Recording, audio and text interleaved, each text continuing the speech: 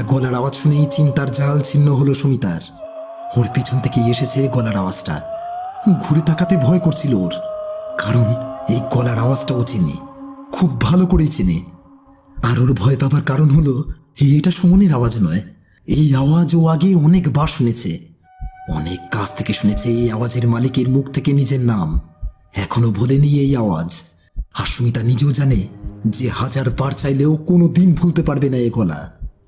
আবার ভেসে আসলো কণ্ঠস্বর। কি হলো সুমিতা, আমাকে চিনতে পারছো না? এর মধ্যেই ভুলে গেলে আমায়?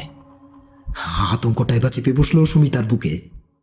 ও জানে পেছনে তাকালেই ও দেখতে পাবে সেই মুখটা, যেটা ও গত 1 মাস ধরে প্রতি শনিবার সন্ধে বাড়ি ফেরবার সময় মনের বটগাছটার নিচে দাঁড়িয়ে থাকতে দেখেছে।